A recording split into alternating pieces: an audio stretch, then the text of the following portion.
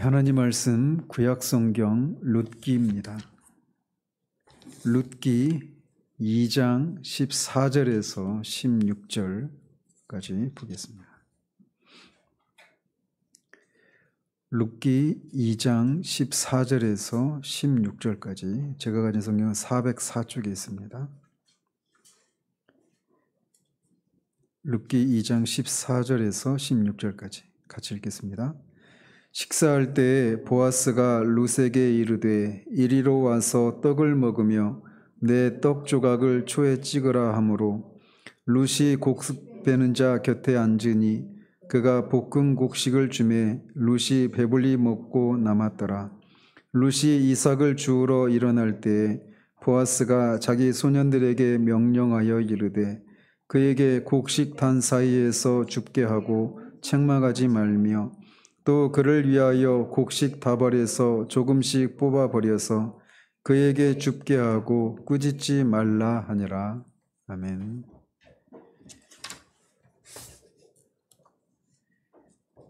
지난 2주에 걸쳐서 라이프 워크를 감당하기 위한 성경적인 경제관에 대해서 존 웨슬레의 3가지 원칙을 중심으로 살폈습니다.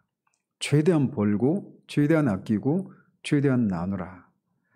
근데 오늘 이제 그 3가지 중에 특별히 최대한 나누라라고 하는 이 나눔의 경제학에 대해서 더 좀 확대해서 살펴보도록 합니다. 오늘 내용은 어쩌면은 제가 여러분들의 삶을 다 속속들이 아는 건 아니어서 좀 섣부른 판단일 수도 있겠지만 아직은 우리가 지금 오늘 하려고 하는 이런 내용, 나눈다라고 하는 거, 이 나눔에 대해서 아직은 우리에게 이런 생각들이 좀 자리하고 있지 않는 그런 것이 아닌가라고 하는 생각을 해봅니다. 그런 면에서 지금 내가 어떤 삶을 살아가는데 이 상황에서 어떻게 해야 되는가 이런 것보다는 아직은 살고 있지 못하지만 장차 우리가 이런 삶을 향해서 가야 된다라고 하는 면에서 미리 어떤 우리 삶의 길라잡이 역할을, 이정표 역할을 해주는 그런 의미가 있는 말씀이라고 생각이 되어집니다.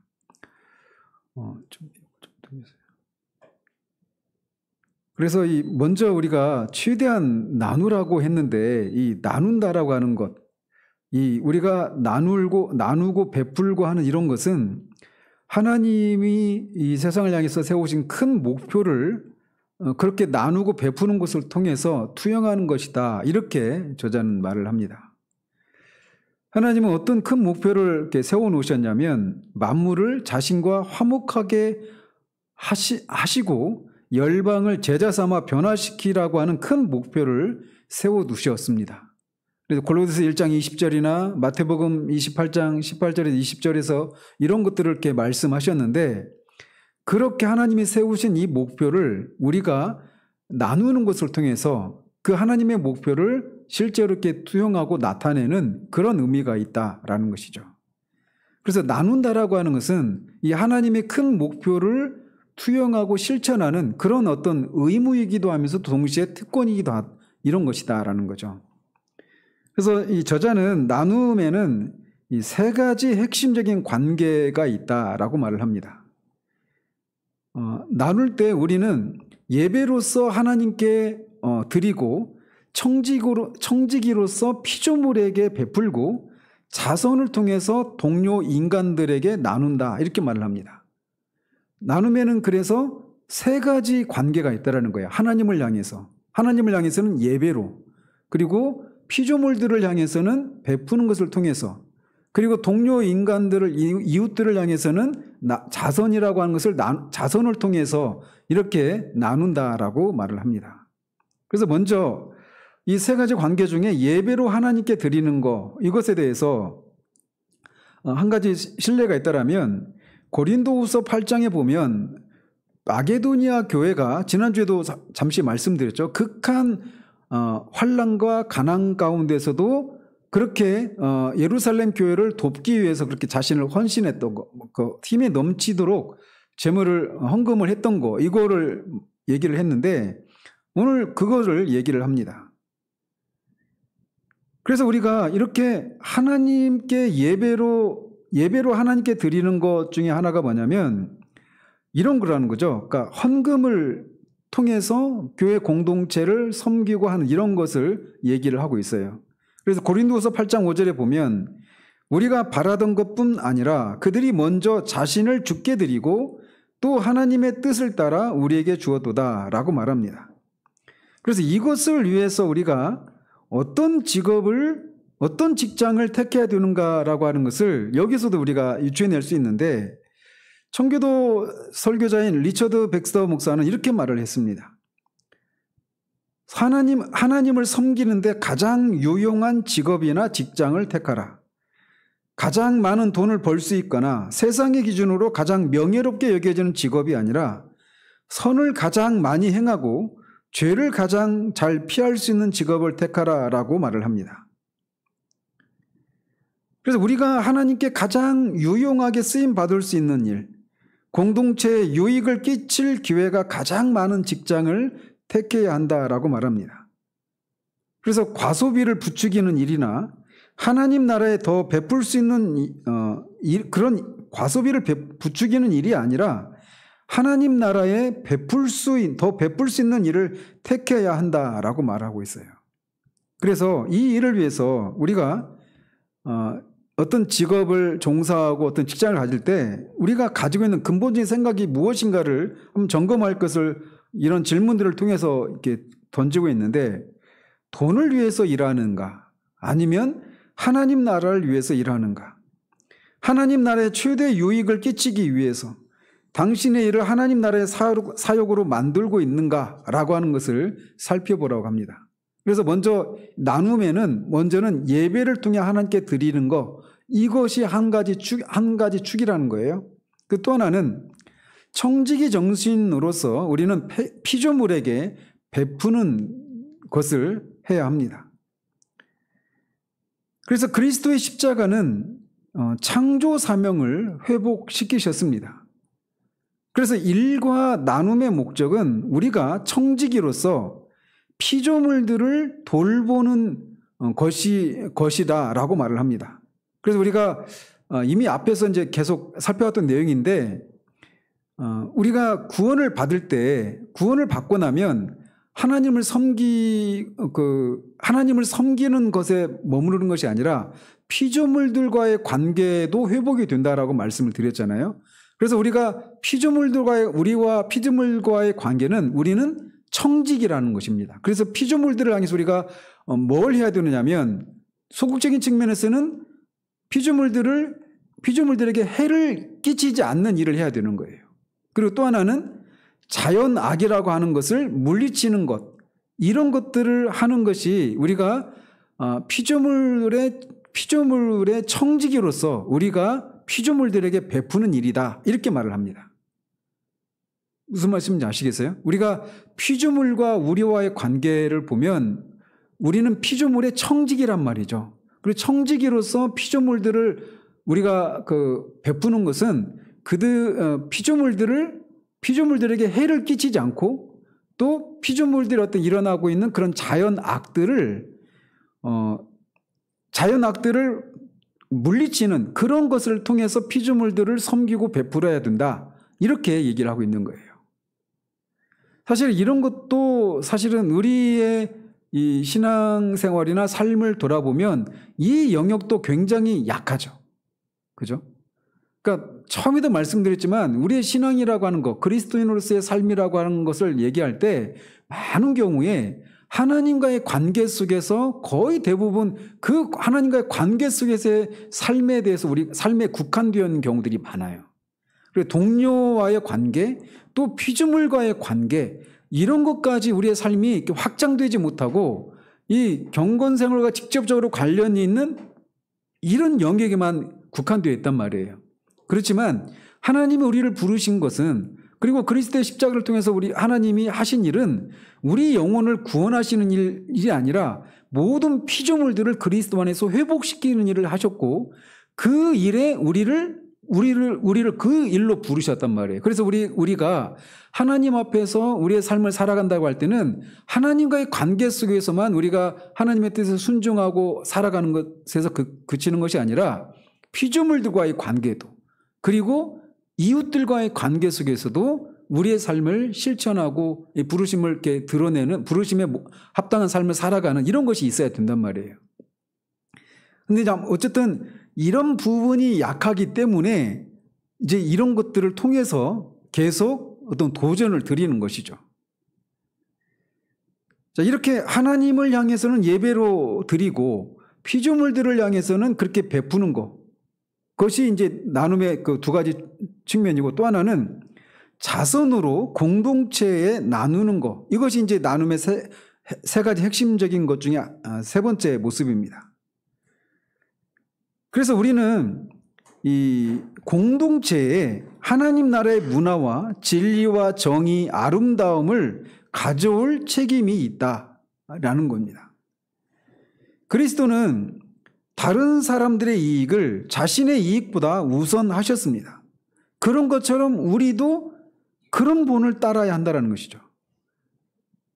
그래서 이 공동체, 나 말고 다른 공동체에 속한 이웃들을 향해서 이웃들에게 하나님 나라의 문화와 또는 진리와 정의와 아름다움 이런 것들을 실천하고 드러내는 그런 삶을 살아야 한다라는 것이죠. 그래서 마태복음 25장에 보면 양과 염소의 비유가 있잖아요. 거기서도 나오는 것처럼 그리스도가 다시 오실 때 주님은 우리의 수고를 통해서 우리가 사회를 얼마나 잘 돌봤는지에 따라서 심판하신다라고 말을 하고 있어요. 보시면 내가 얼마나 하나님 앞에서 경건한 삶을 살았는가를 가지고 심판하시지 않고 옆에 있는 형제들에게 우리가 뭘 했는지 안 했는지를 가지고 심판하신단 말이에요. 그거를 생각하면서 우리의 그 라이프 워크를 돌아봐야 한다는 것이죠. 그래서 청교도 윌리엄 퍼킨스 목사는 이렇게 얘기를 했습니다. 우리 삶의 주된 목적은 소명의 일을 통해 다른 사람을 섬김으로써 하나님을 섬기는 것이다. 우리 삶의 목적은 하나님을 섬기는 것인데, 하나님을 섬기는 것은 다른 사람을 섬기는 것을 통해서 하나님을 섬기는 거예요. 그래서 하나님을 사랑하라, 이웃을 내 몸같이 사랑하라, 이것은 따로 떨어진 두 가지 계명이 아니라 내 이웃을 섬기는 것을 통해 하나님을 사랑하고 섬기는 거란 말이에요. 그게 우리들의 삶의 목적이다라는 것이죠. 근데 어떤 사람들은 내 가족을 부양하기 위해 소명을 따라 일해야 하지 않습니까? 이렇게 물을지도 몰라요. 아마 대부분 우리가 여기에 머물러 있습니다. 그런데 이 윌리엄 퍼킨스 목사는 그런 질문에 대해서 이렇게 답을 하겠다라는 겁니다. 물론 그래야 합니다. 즉, 내 가족을 부양하기 위해서 소명을 따라 일해야 합니다라는 거죠. 하지만 그것이 우리 삶의 전부이자 목적 자체인 것은 아닙니다. 우리 삶의 주된 목적은 사람을 섬김으로써 하나님을 섬기는 것입니다. 이렇게 말을 하고 있어요. 물론 이렇게 말할 때 우리가 세상에 있는 모든 우리의 섬김을 필요로 하는 모든 사람을 섬기라고 하시지 않습니다.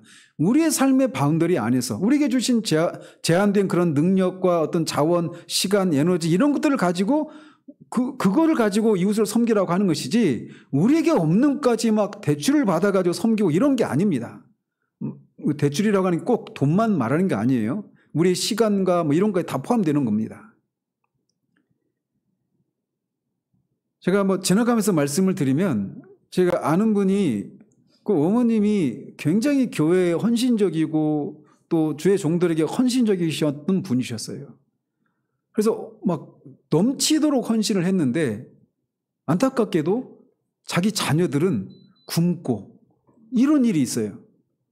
그러니까 하나님을 섬긴다라고 하는 것은 그런 게 아닙니다.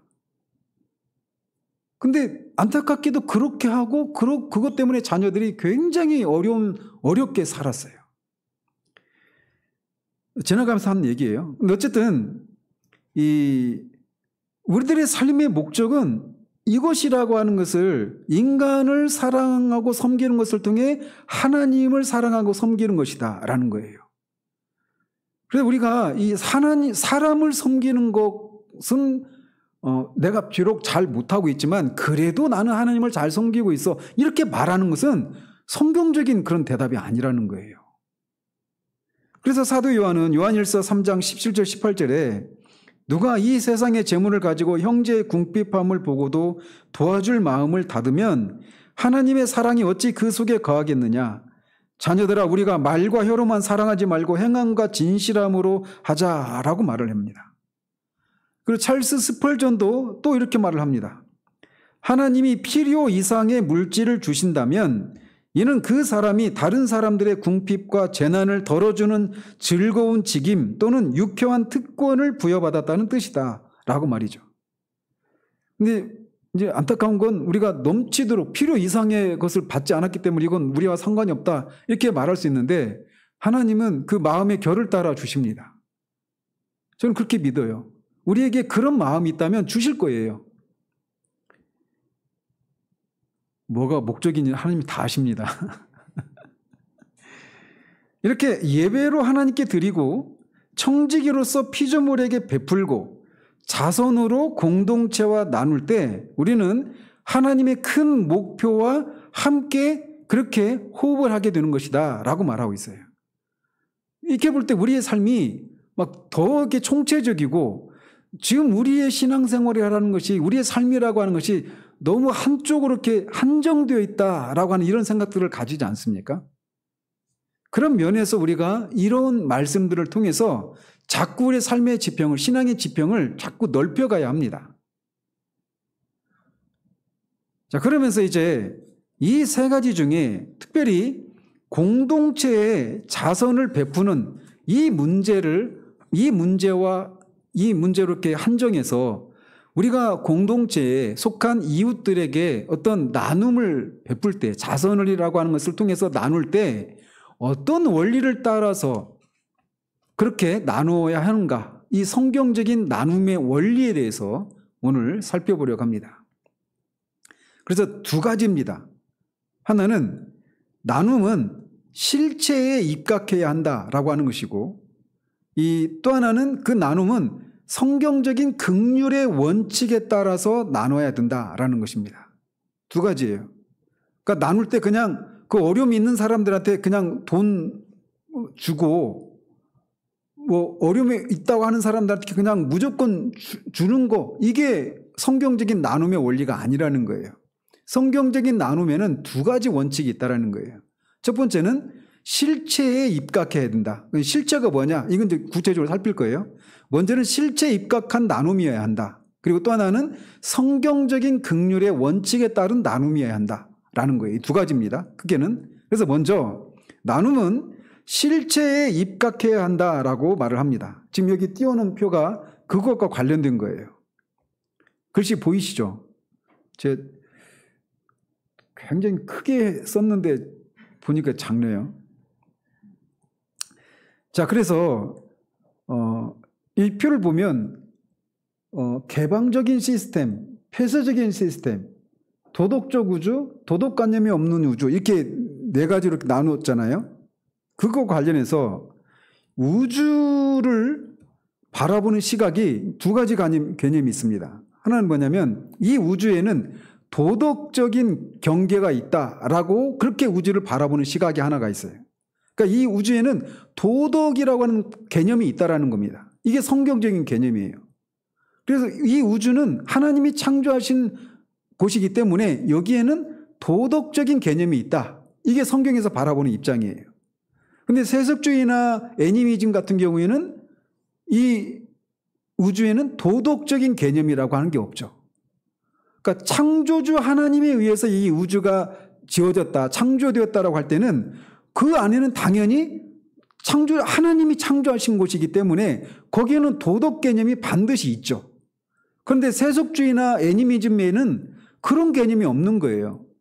그러니까 진화론적인 그런 유물론적인 입장에서 우주를 그렇게 바라보면 우연히 생겨난 우주 안에는 도덕이라고 하는 것, 옳고 그름이라고 하는 것, 이런 것이 논리적인 순서를 따라가 보면 그게 없기 마련인 거예요.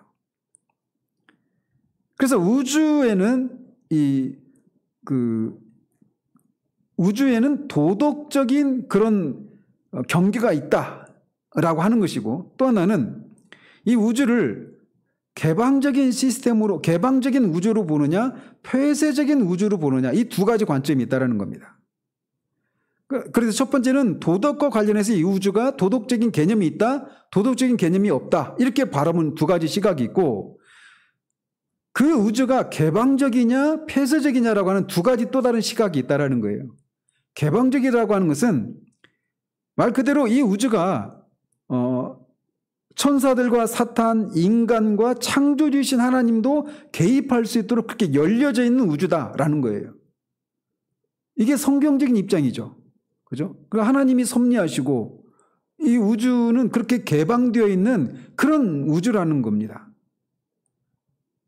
그리고 인간에게는 그 개방적인 시스템인 우주 안에 있는 인간에게는 문제를 해결하고 새로운 것을 발견하는 머리, 그리고 상상하고 창조하는 마음이 있다라고 저자는 말을 해요.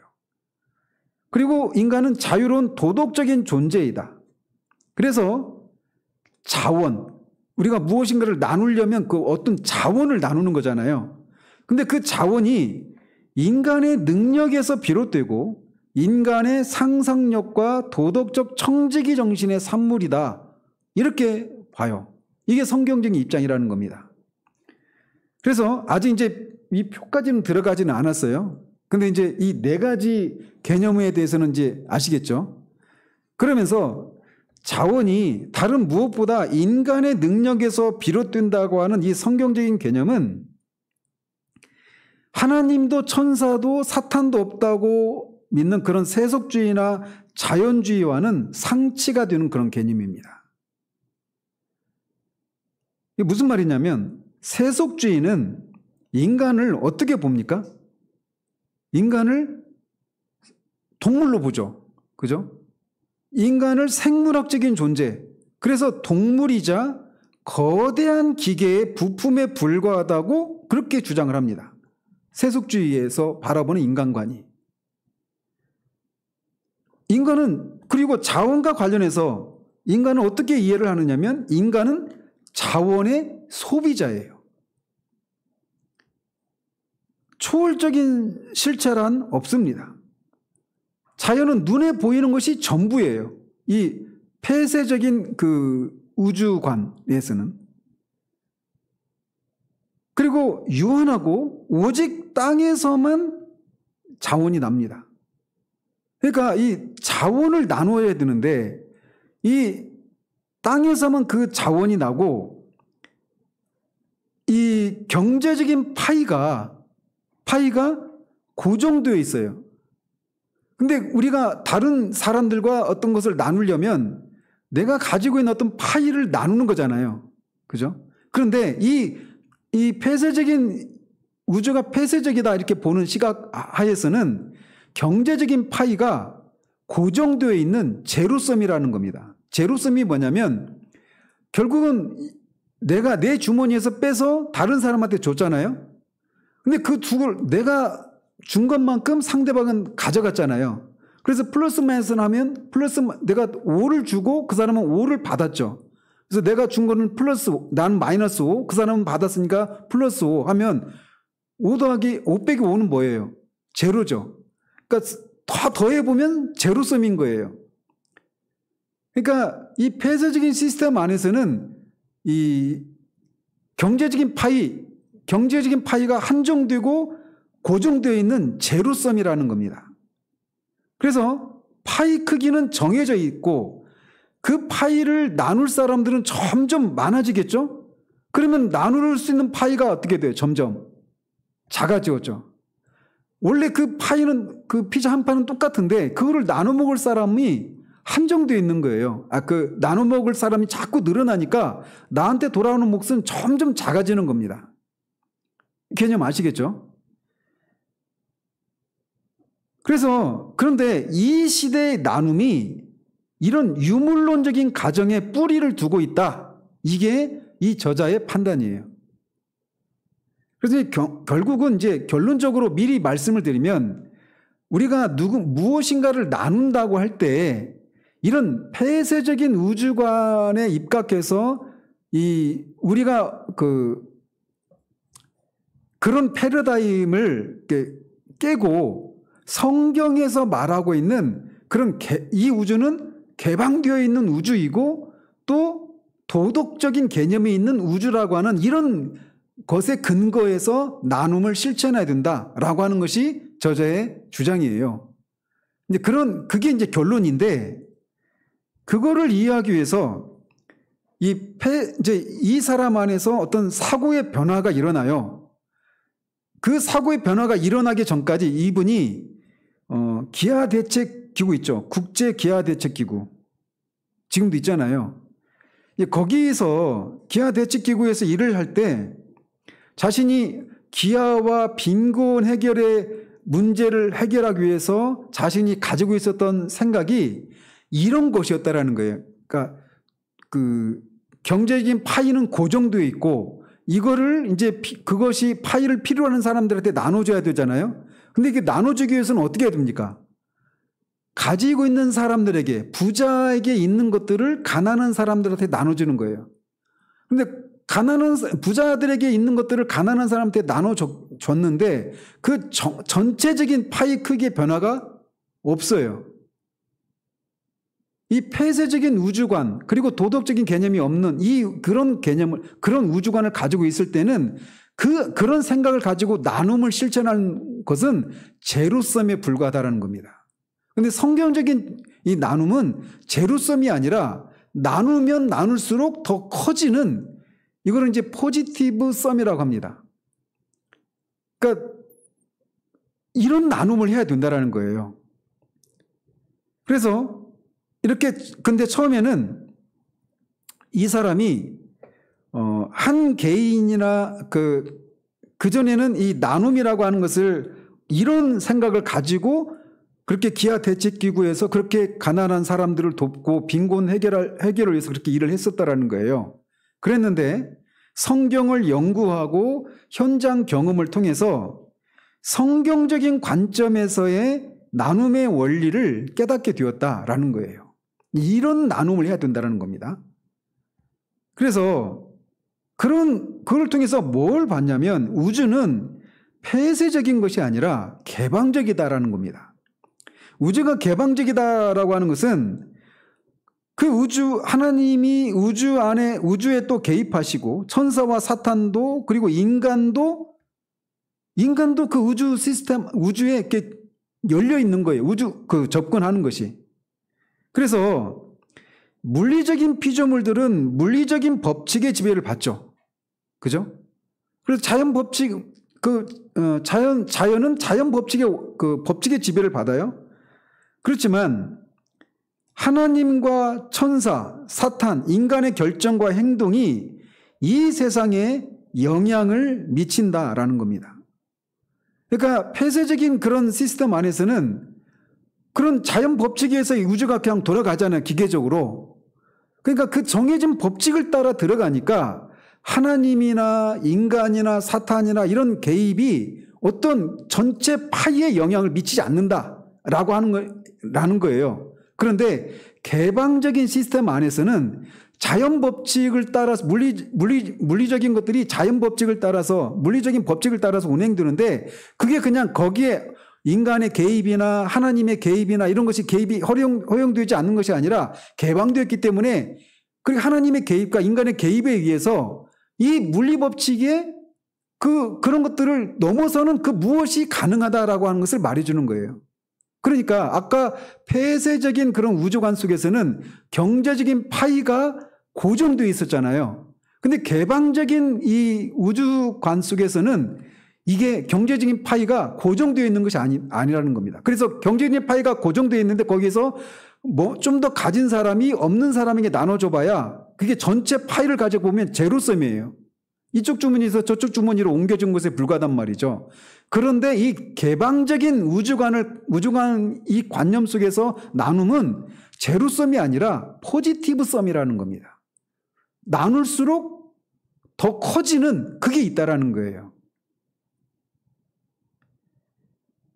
그래서 우리가 청지기 직분을 성공적으로 감당할 수 있으려면, 그러니까 청지기로서 우리가 나눔과 관련해서 세 가지 관계에서 나눔을 실천해야 된다고 그랬잖아요. 하나님을 향해서 예배로, 그 다음에 피조물들을 향해서는 청지기로서 베풀고, 이웃을 향해서는 또 자선을 통해서 이렇게 베풀어야 된다라고 말씀드렸어요. 초두에. 근데 이 청지기 직분을 성공적으로 감당할 수 있으려면 우주를 자연주의적인 관점, 즉 폐쇄적인 우주다, 이런 관점으로 바라봐서는 안 되고 그 개방적인 그런 개방적인 우주라고 하는 이런 관점으로 봐야 한다라는 겁니다. 그래서 이 하나님의 일차적인 창조로 태어난 이 피조물 안에 내재된 잠재력을 끌어내서 하나님의 과정을 관리하는 일이 이 제로섬, 한정된 파이를 나누는 것과 다르다라고 하는 이런 성경적인 증거를 우리가 먼저 받아들이는 것이 첫 출발점이라는 거예요. 그러니까 내가 나눠줬으면 그 사람 어쨌든 그 주고받고 해서 결국은 어떤 전체 파이가 커지는 일은 없고 그냥 제로섬에 불과하다. 이게 우리가 일반적으로 갖고 있는 개념들인데 그게 아니라고 하는 이런 성경적인 개념을 먼저 우리가 수용을 해야 된다는 겁니다. 그래서 이제 그런 것을 이해하기 위해서 이렇게 표로 만든 거예요. 이 표로.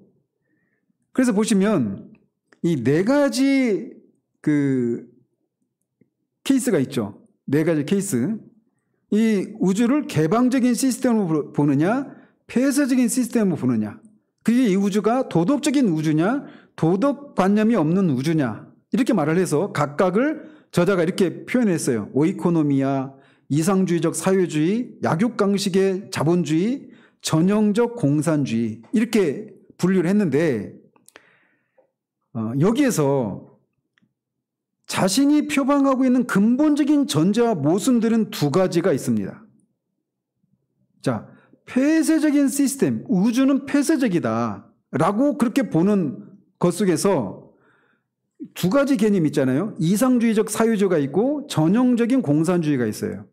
여기에서 이상주의적인 사회주의하고 전형적인 공산주의 중에 어떤 것이 자신이 지지하고 있는 어떤 전제와 모순되는 그런 사회 시스템입니까?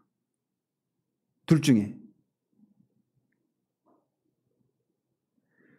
먼저 이상주의적 사회주의 이것과 그다음에 그 좌측 하단에 약육강식의 자본주의 이 두 가지 개념, 이 두 가지 사회 시스템은 이 자신들이 지지하고 있는 이 전제와 모순되는 사회 시스템입니다. 어떤 면에서 그럽니까? 폐쇄적인 이상주의적인 사회주의에서 거기 이상주의적인 사회주의는 어때요?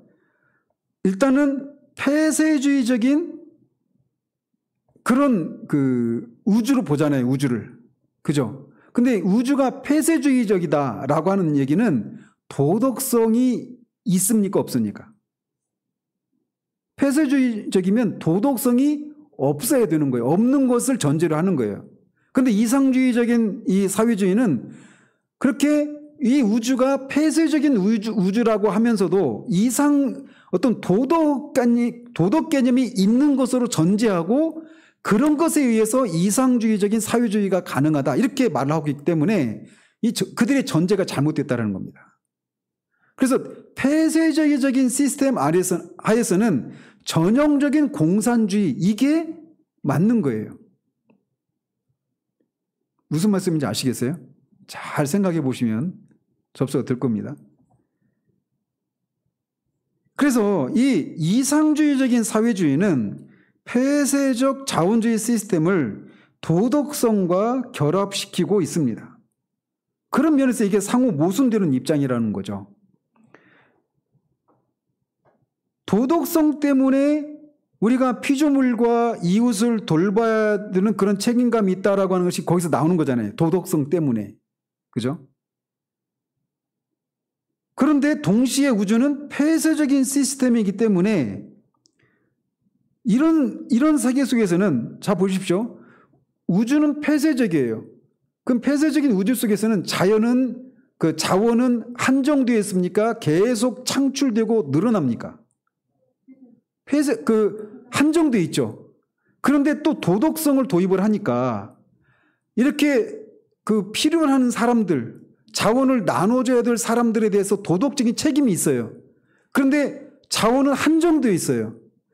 근데 그 한정된 자원을 가지고 피조물과 이웃을 섬겨서 이루는 사회, 이게 이상주의적인 사회주의란 말이에요. 그런 속에서 이런 사회 속에서 인간은 먹여 살려야 할 입에 불과하다라고 하는 그런 유물론적인 가정에 기대고 있다는 겁니다. 그래서 이 관점에서 보면 자원 배분만이 빈곤 문제를 해결할 수 있어요. 그러니까 자원은 한정되어 있는데 그 우주 안에는 우리가 도와야 될 그런 빈곤층이나 이런 사람들이 있단 말이죠. 그걸 도와야 되는 도덕성이 있어요. 근데 재화는 한정되어 있어요, 자원은. 그래서 그 도덕성에 따라서 한정된 자원을 가지고 그들 나눠줘야 된단 말이에요. 그래서 그 사회 안에서 있는 그 빈곤의 문제를 해결할 수 있다라고 하는 것이 이상주의적인 사회주의가 갖고 있는 개념이에요. 그래서 그래서 그런 사회 속에서 이 가난한 사람들, 자원을 이렇게 필요로 하는 그런 사람들, 도와줘야 될 그 도와줌을 받는 그런 입장에 있는 사람들은 그냥 어떤 먹여 살려야 할 입이라고 하는 그런 개념으로 바라본다라는 겁니다. 그런데 우리가 이것이 성경적이지 않은 것은 하나님 나라의 관점에서 보면 가난한 사람들은 단순히 먹여 살려야 할 입에 불과한 그런 사람들이 아니라는 거예요. 그들도 여전히 자원을 개발하고 발견하고 창출하는 상상력을 가진 하나님의 형상을 담은 사람이라고 성경이 말하고 있단 말이에요. 이제 왜 이런 복잡한 얘기를 하느냐면 우리가 가난한 사람들을 우리가 나눠주는 것이 능사가 아니라는 겁니다. 그러니까 그 사람들은 먹여 살려야 할 그런 이런 생각을 가지고 우리가 남는 잉여 자원과 어떤 이런 것들을 나눠줌으로 우리가 성경에서 말하는 나눔의 원리를 다 실천했다, 충실히 실천했다 이렇게 말할 수 있는 게 아니라는 겁니다. 그들을 향해서 우리가 나눔을 실천할 때 어떻게 해야 되느냐? 그들이 똑같이 나눠줄 수 있는 우리가 하나님의 형상으로 지음을 받아서 하나님이 주신 상상력과 이런 걸 가지고 얼마든지 어떤 것을 자원을 창출할 수 있는 그런 사람이라고 하는 생각을 가지고 그들이 그 일을 할 수 있도록 하는 방식으로 나눠줘야 된다는 거예요. 더 쉽게 말하면 그들이 그 일을 할 수 있도록 자신이 가진 그런 그냥 받아가기만 하는 것이 아니라 그들의 가진 재능을 발현하고 해서 지금보다 훨씬 더 위의 삶으로 나아갈 수 있도록 그런 삶을 살아갈 수 있도록 나눔을 실천해야 된다는 겁니다. 그러니까 이 저자가 1981년이라고 아까 그러더라고요. 1981년도까지 기아대책기구에서 일할 때 이런 개념을 가지지를 못했었다라는 거예요. 그냥 그 기아와 빈곤에 시달리고 있는 사람들을 그냥 그 선진국에 있는 사람들로부터 부유한 중산층이나 이런 사람들 기부를 받아가지고 그들이 필요를 채워주고 계속 이렇게 하는 일만 했더라는 것이죠. 근데 그게 성경에서 말하는 그 나눔의 원리가 아니었다라는 거예요. 근데 그렇게 할 때, 즉 성경적인 나눔의 원리를 따라서 그런 나눔을 실천할 때는 그 사람을 어떻게 바라봤느냐? 도움을 필요로 하는 사람들을 먹여 살려야 할 입으로만 봤다라는 것이죠. 근데 그 사람이 하나님의 형상으로 지음을 받은 사람이라고 하는 것을 이제 성경을 통해서 깨닫고 성경적인 나눔의 원리를 찾아보니까 자기가 잘못하고 있었구나라고 하는 것을 보게 되었다라는 거예요. 자, 그래서 이상주의적인 사회주의는 이게 모순된 그런 모습이라는 것이죠. 그리고 또 두 번째 모순되는 관점은 그 개방적 시스템과 도덕적인 관념이 없는 우주가 만나고 있는 이 약육강식의 자본주의 이 부분입니다. 그리고 이것은 다수의 현대 서구인들이 가지고 있는 관점이기도 합니다. 도덕관념이 배제된 이 무신론적인 우주와 개방적인 시스템을 결합하고 있잖아요. 이 칼럼에서는, 이 칸에서는. 그래서 약육강식의 자본주의인데 여기서는 도덕관념이 없으니까 이웃을 배려할 책임이 없죠. 과소비를 위해서, 그러니까 과소비를 위해서 자연을 갈기갈기 찢는다 해도 아무런 상관이 없는 겁니다. 도덕관념이 없으니까. 그러면서도 모순적으로 개방적인 시스템 하에서는 자원이 어때요? 한정되지 않고 계속 창출할 수 있죠.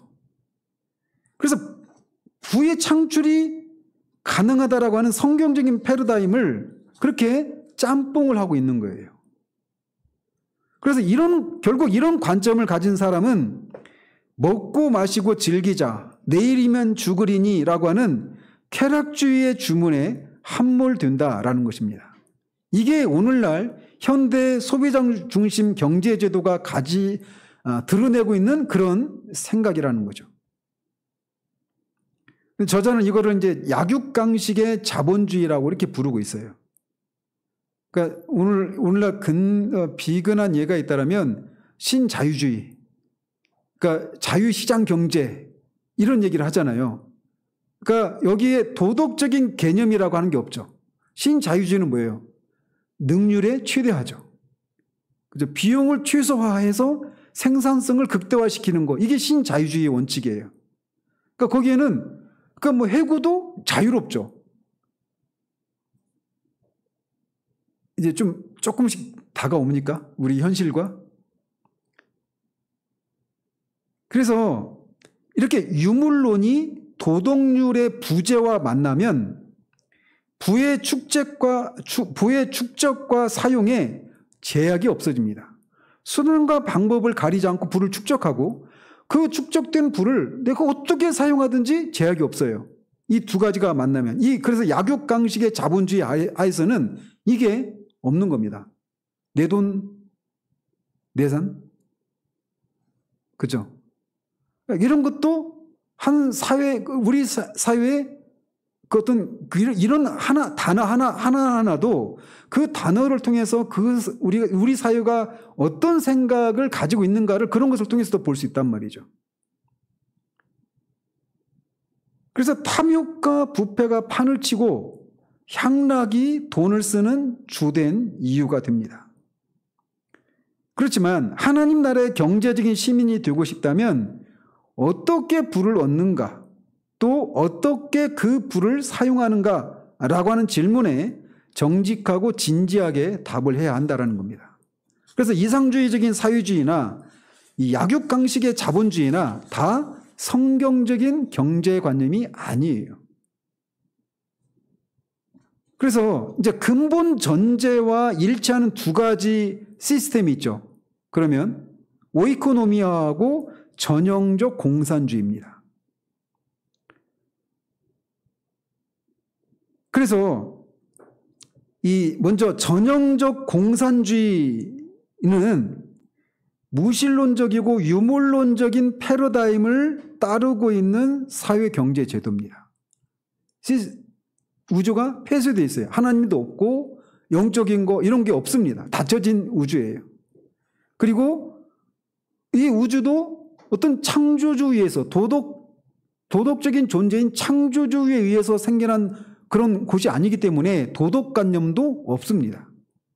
이게 그 전형적인 공산주의라고 하는 이 경제 시스템이 가지고 있는 그런 그 생각이에요.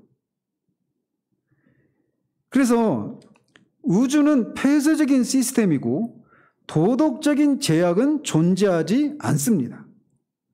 그래서 이 제도는 사회적인 진화론인 적자 생존과 긴밀히 연결됩니다. 그래서 궁극적으로 이 제도가 유지하는 원리는 뭘까요? 제한은 한정되어 있고 그 도덕적인 개념도 없어요. 그러니까 약한 사람을 돕고 이럴 필요가 없습니다. 그럼 뭐가 지배할까요? 힘이 있는 사람이 지배를 하겠죠. 그래서 이 제도는 궁극적으로는 힘에 좌우됩니다. 근데 이 제도를 적용해서 결국은 역사 속에서 실패로 끝났죠. 그래서 뭐 마르크스주의, 구소련이 망하는 것을 통해서 이제 이 전형적인 공산주의가 결국 실패로 끝나고 말았잖아요.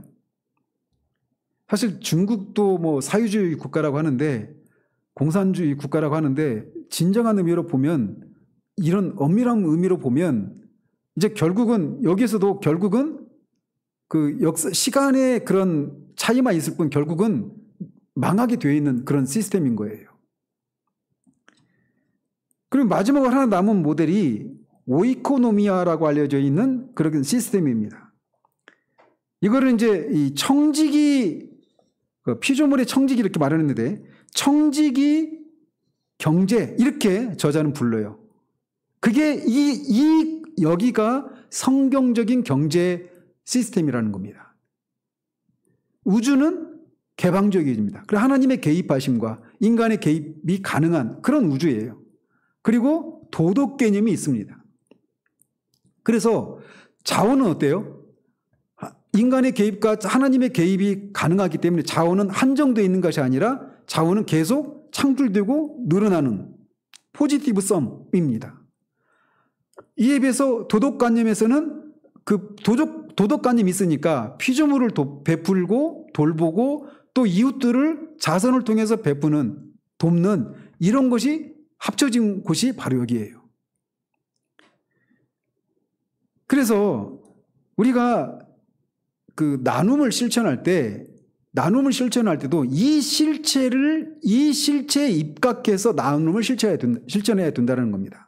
두 가지 실체. 뭐냐? 이 우주는 개방적인 우주다라고 하는 거. 그리고 이 우주는 도덕적인 개념이 있는 우주다. 그렇기 때문에 우리가 이 부가 한정되어 있는 것이 아니라 내가 가진 이 파이가 다른 사람한테 나눠주면 결국은 합해 놓으면 제로섬이 되는 것이 아니라 나눠주는데 오히려 그게 더 전체적인 파이가 커질 수 있는 그런 우주다. 그리고 그렇게 하는 것이 당연한 것은 이 우주가 도덕성을 가지고 있는 그런 우주이기 때문이다. 라고 하는 이 두 가지 개념을 가지고 나눔을 실천해야 된다는 거예요. 그래서 나 자신, 가족, 이웃, 환경에 해를 끼치지 않으면서 정직하게 돈과 자원을 얻고 있는가를 봐야 합니다. 그리고 그렇게 얻은 자원을 나만을 위해서 쓰는가 아니면 다른 이들과 함께 누리고 그리스도와 그분의 나라를 위해서 사용하는가. 그리고 우리가 가진 자원, 이익을 나눌 때 가난한 사람들 또한 우리와 같은 사람이라고 하는 것을 감안하고 나눔을 실천하는가. 아니면 이 폐쇄적인 시스템 하에 있는 것처럼 먹여 살려야 할 그런 입으로만 자원의 소비자로서만 보면서 그렇게 그들을 섬기려고 있는 건 아닌가. 이런 거를 돌봐야 한다는 겁니다. 모든 사람은 하나님의 형상을 따라 지음받았습니다. 그렇기 때문에 가난한 사람들도 먹여 살려야 할 입이 아닌 우리와 같이 마음과 생각이 있는 사람이라는 것이에요. 그래서 공동체의 개발자로서 거룩한 문화의 창조자로서 하나님께 받은 잠재력을 실현할 기회가 필요한 사람인데 그게 그런 기회가 없는 사람을 우리가 도와서 그런 것을 실현할 수 있는 기회를 제공하는 방식으로 나눔이 이루어져야 된다. 라고 하는 것이 이 저자가 주장하는 바예요.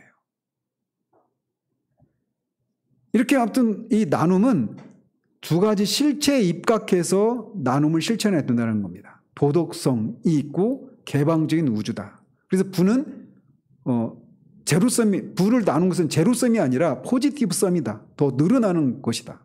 그리고 나눠야 되는 그 이유는 도덕성을 가지고 있는 그 나눔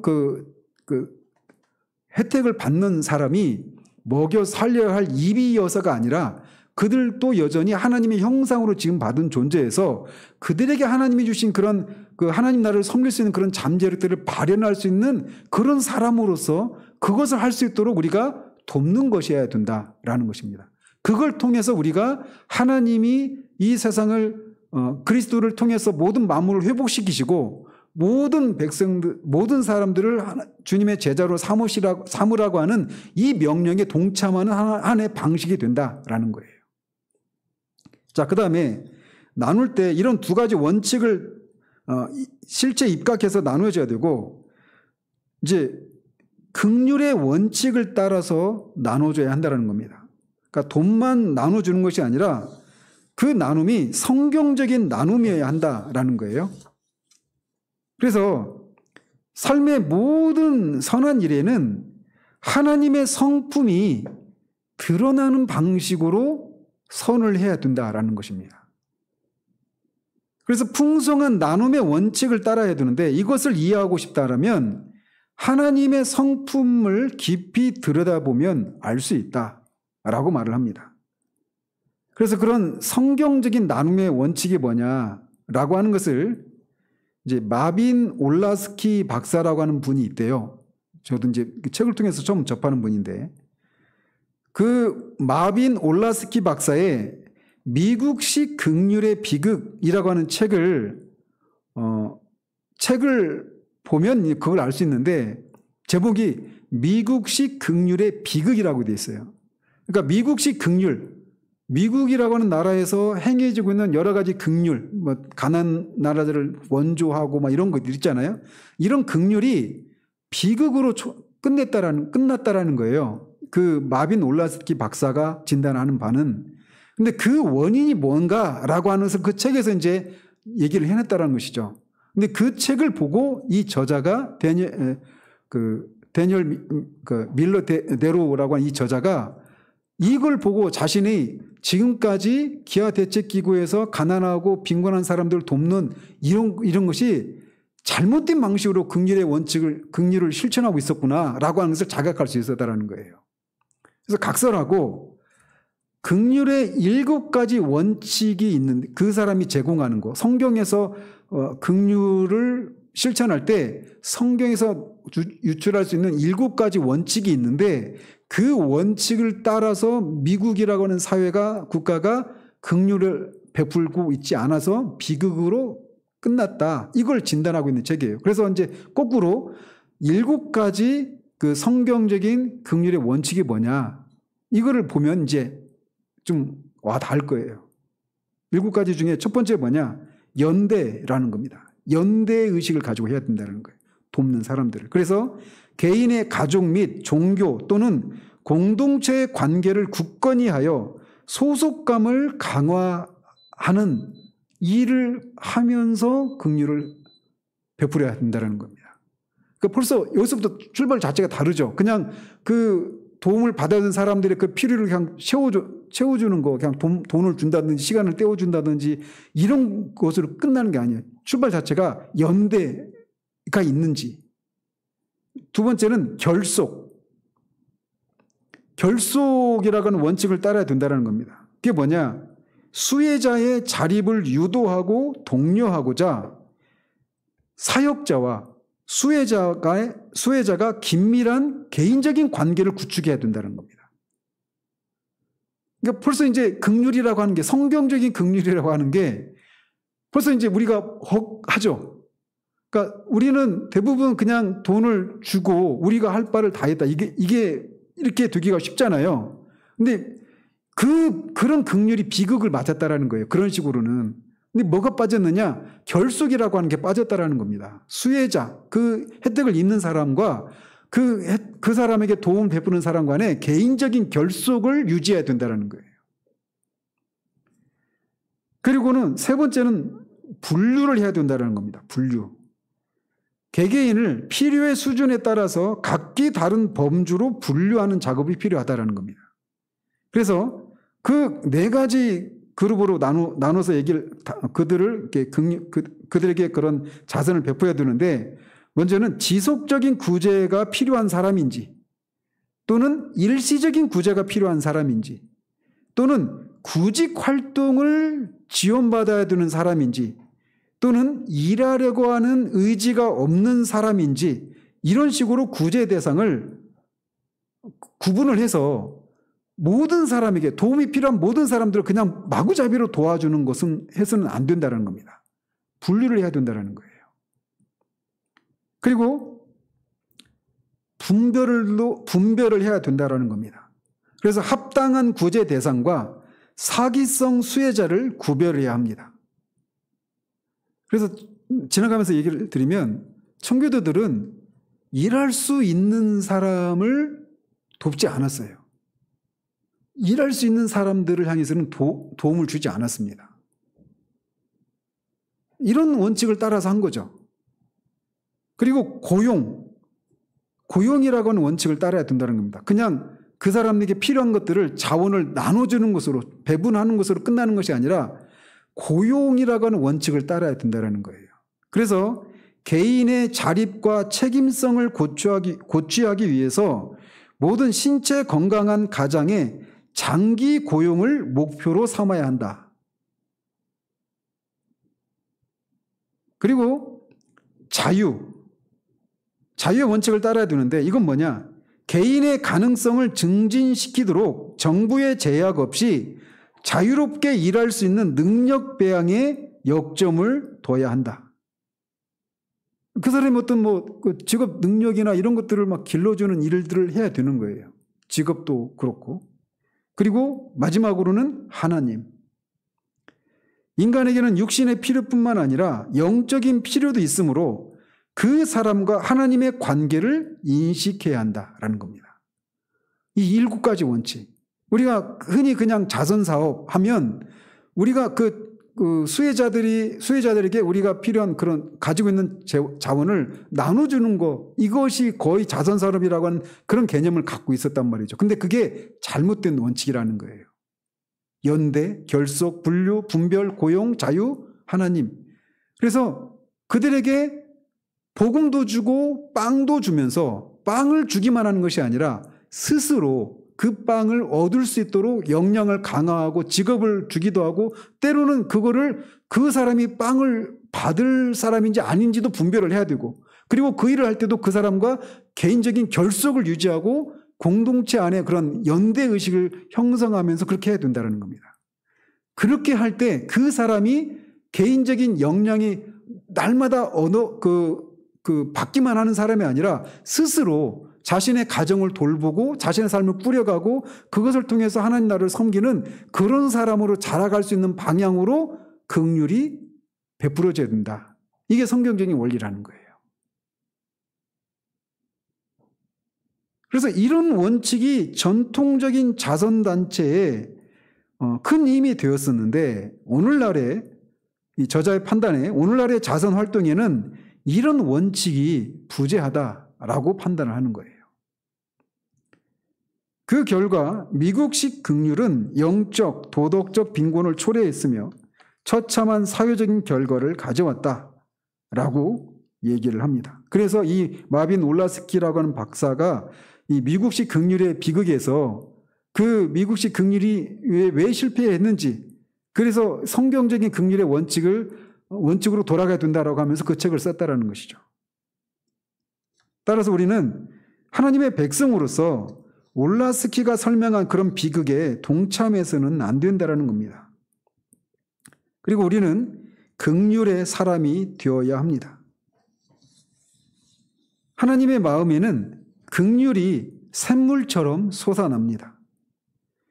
사실 그리스도가 없는 세상은 긍휼이 유한한 그런 세상이라고 할 수 있습니다. 그래서 우리는 하나님이 긍휼에 풍성하신 분이신 것처럼 우리도 그래야 한다는 거예요. 그러면서 18세기 독일의 이 모라비아 부흥을 이끈 진젠도르프 박사라고 하는 분이 있습니다. 진젠도르프 백작이.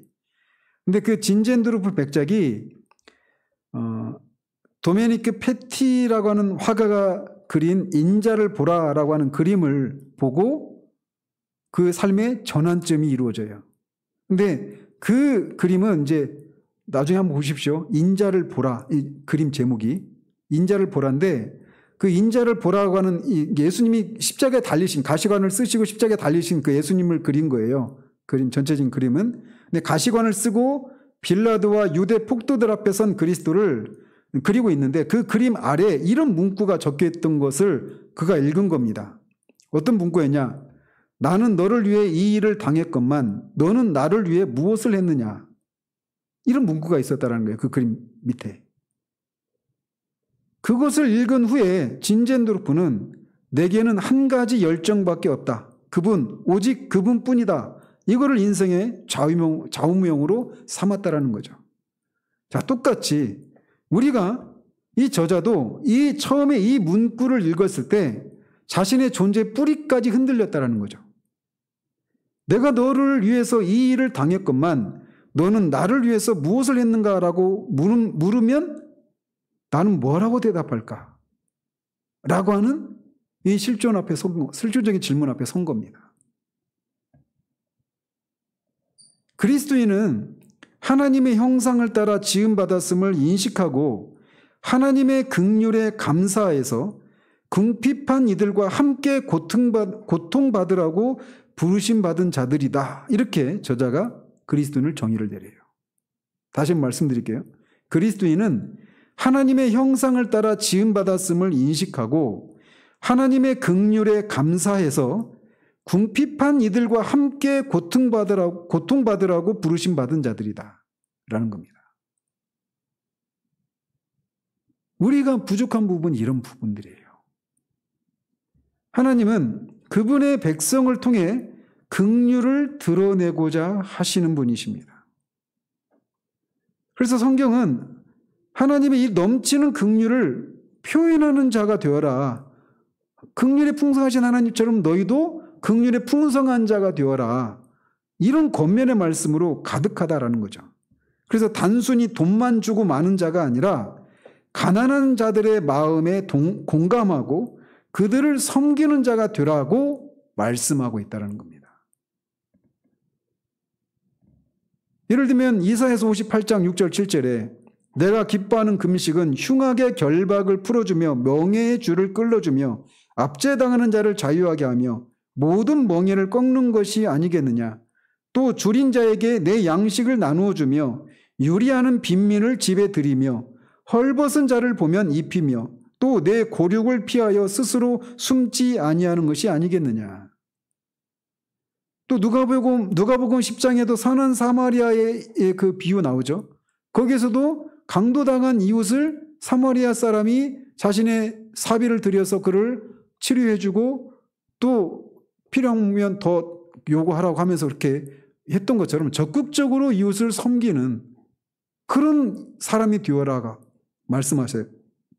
또 앞에서도 인용했던 것처럼 마태복음 25장에서도 양과 염소의 비유 속에서도 그 옆에 있는 형제들이 줄였을 때 먹이고 갇혔을 때 찾아가고 그 벗었을 때 입혀주고 목마를 때 마실 걸 주고 이런 것을 하라고 그런 것을 통해서 주님이 우리를 심판하신다. 그런 것을 했는지 안 했는지 이런 것처럼 성경 곳곳에 우리로 하여금 그런 하나님의 긍휼을 드러내는 그런 삶을 살라고 우리를 부르신다는 거예요. 그런데 이렇게 우리가 그리스도의 긍휼을 삶으로 드러낼 때 그 결과는 가히 충격적이다라고 말합니다. 왜 그래요? 긍휼을 베푸는 두 가지 실체가 있다고 그랬죠. 하나는 도덕적인 우주 그리고 개방적인 시스템. 그러니까 개방적인 시스템이라는 개념은 우리의 자원이 한정되어 있지 않고 커진다라는 거잖아요. 그래서 우리가 그리스도의 긍휼을 삶으로 드러낼 때 그 결과는 충격적이다라는 겁니다. 단적인 예를 하나 드는데 3세기에 율리아누스 황제가 초대교회 그리스도인들이 전혀 다른 종류의 사람들이라는 사실을 인식했다라는 것을 통해서 예를 들고 있어요. 그래서 그리스도인들이 등장하기 전까지 그리스 로마 사회에는 긍휼이라는 개념이 존재하지도 않았다고 합니다. 그런데 이 초대교회에 그리스도인이 등장하면서 이 3세기의 율리아누스 황제가 그리스도인에 대해서 이렇게 기록을 남겼다라는 거예요.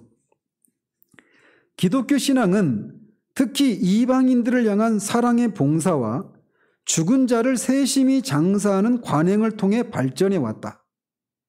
유대인 중에는 거지가 단 한 명도 없다. 우리 로마의 빈민층은 언제 로마인들이 도움을 펼까 헛되이 기다리는 반면 불경한 갈릴리인들이, 그러니까 기독교인들을 가리키는 거예요.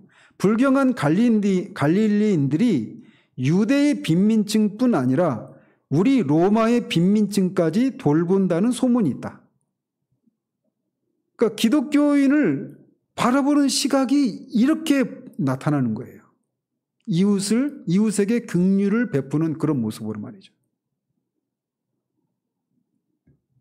그래서 지금까지 살펴본 성경 구절과 이런 사례들은 우리가 재물뿐 아니라 우리 자신을 그리고 시간과 재능을 나누어야 함을 보여주고 있습니다.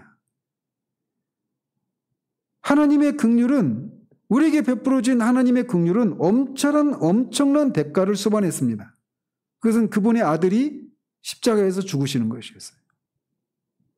그래서 긍휼의 척도는 얼마나 많은 돈을 내놓았느냐가 아니라 성경의 권면에 따라서 하나님의 넘치는 긍휼을 표현하기 위해 얼마나 가난한 자들과 함께하며 섬겼느냐가 긍휼의 척도다. 이렇게 저자가 얘기를 합니다. 이런 면에서 우리 교회도 그렇고 한국교회가 이 부분에서 생각의 전환이 이루어져야 돼요. 여전히 우리는 이 부분이 약합니다.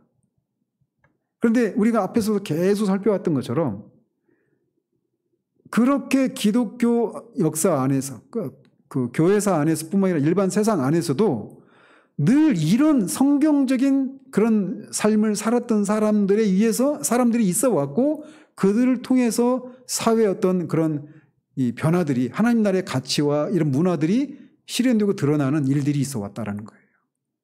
우리를 그런 자리로 부르신다는 겁니다. 그래서 마지막으로 오늘 본문인 이 룻기를 통해서 성경적인 긍휼의 원칙이 무엇인가를 간략하게 보고 말씀을 맺도록 합니다. 우리가 알다시피 이 룻은 모압 여인이었죠. 그리고 룻은 모압 여인이었고 그 시어머니 나오미와 엘리멜렉, 그 남편 시아버지죠. 엘리멜렉과 나오미가 그 기럯과 말론이라고 하는 두 아들을 데리고 이스라엘이 흉년이 들었을 때 모압으로 그렇게 난민으로 들어갔다가 거기서 10년 정도 사는 동안에 결혼을 했단 말이에요. 오르바와 이 룻하고. 근데 오르바는 이제 그 나오미가 하나님이 이스라엘의 긍휼을 베풀어 주셨다라는 소문을 듣고 다시 돌아오려고 하는데 남편도 죽고 두 아들도 죽죠. 그래서 돌아오려고 하는데 그 동서는 오르바는 돌아갔고 룻은 계속 쫓아왔단 말이에요. 따라왔단 말이에요. 그래서 이게 그 당시 사회적인 배경을 가져보면 룻은 극빈층 중에서도 극빈층입니다. 진짜 완전히 극빈층이죠. 근데 그렇게 해서 이제 그 베들레헴으로 들어갔죠. 베들레헴이잖아요, 거기가. 근데 거기로 들어갔는데 룻이 보아스의 밭에 이삭을 주우러 가죠. 그때 그 장면입니다. 근데 그 보아스가 룻을 인격적으로 한 인간으로 대하고 있다라는 거 하는 것을 우리가 여기서 볼 수 있다라는 거예요. 보아스는 룻을 식사에 초대했습니다. 그리고 식사를 마친 후에 룻과 나오미가 먹을 식량을 챙겨 주었어요. 근데 보아스가 룻에게 베푼 방식이 성경적인 긍휼을 베푸는 방식이라는 겁니다. 어떻게 했느냐? 그냥 어떻게 하라고 했어요? 그 일하는 일꾼들한테 그 조금 빼서 남겨주라고 했잖아요. 그렇게 안 하고 그냥 다 털어가지고 알곡을 주면 얼마나 편해요. 근데 그렇게 하지 않았다라는 겁니다. 그렇게 떨어뜨리면 그거를 이삭을 줍는 일을 해서 그걸 얻어가게 하는 거예요. 아까도 말했죠. 그냥 필요한 것을 주는 것이 아니라 결국은 고용하고 자유. 그래서 더 그 삶을 그냥 계속 혜택만 입는 그런 처지에 있지 않고 스스로 그 삶을 자신이 가진 그런 재능을 발현해서 하나님 나라를 섬기는, 하나님이 심겨놓으신 그런 상상력과 잠재력을 발현할 수 있는 그런 사람이 되도록 하기 위해서 도움을 베풀어야 된다고 말했잖아요. 포스가 지금 그걸 하고 있다는 겁니다. 세상 국면까지 다 맞춰서 얘기할 수는 없지만 그런 부분의 한 단면을 보여주고 있다는 거예요. 그래서 이 루세게 어떻게 했느냐? 인간의 존엄성은 일과 결부가 되어 있다라고 말합니다. 일을 금하는 것은 결국 존엄성을 박탈하는 거예요.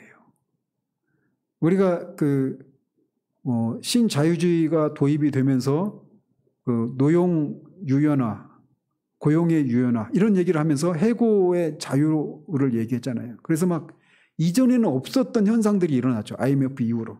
그죠? IMF 때도 엄청나게 해고를 했고 그 이후로 이제 비정규직이라는 개념도 도입이 되고 노동 유연화라고 하는 이런 아주 아름다운 이름으로 포장된 그런 일들이 해고라고 하는 것을 쉽게 할 수 있는 이런 것들이 도입이 되죠. 우리 사회에. 그러니까 그런 영화를 다룬 영화들이 많아요. 영화들 이렇게 보면. 그래서 해고는 거의 살인이다 이렇게 얘기하잖아요. 그러니까 안 당해본 사람은 모릅니다. 저는 안 당해보긴 했는데 그게 상상만으로도 어마어마한 충격이죠. 그리고 내가 그 일을 안 하면 안 되는, 가족이 다 굶어 죽어야 되는 그런 상황, 막혀있는 그런 대출을 갚아야 되고 막 공과금 내야 되고 삶은 계속 지속돼야 되는데 내가 하루아침에 직업을 잃어버리면 이제 그거를 어떻게 감당합니까? 그래서 일은 인간의 존엄성과 관련되어 있어요. 그러니까 이런 개념으로 제가 우리 옛날에 카트라고 하는 영화가 있었죠. 그 이마트 이랜드와 관련된 거잖아요. 이랜드 뉴킴벌리가 아니라 뭐죠? 그 있잖아요. 그 쇼핑 유통. 뉴코아인데. 아무튼 뭐 있잖아요. 그때 제가 그 사태를 보면서 굉장히 마음이 아팠습니다. 그러니까 그 대기업에게 그게 불법은 아니에요. 그 법이 노동법에 의하면 그 이랜드가 취했던 그 방식이 불법은 아닙니다. 그런데 하필 기독교 회사라고 하는 타이틀을 가진 회사가 가장 먼저 그거를 이용했다라는 거예요. 그 법을 활용해서 노동 경영 승계를 노동 승계를 안 하고 대량의 해고를 했다라는 거죠. 제가 그거 보면서 되게 고통스럽더라고요. 이랜드가 아니고 기독교 이름이 걸려있는 회사가 아니었다면 또 모르겠어요. 근데 하필 그런 회사가 그 일에 1호 기업이 됐어요. 그 법을 이용하는. 그러니까 불법은 아니죠.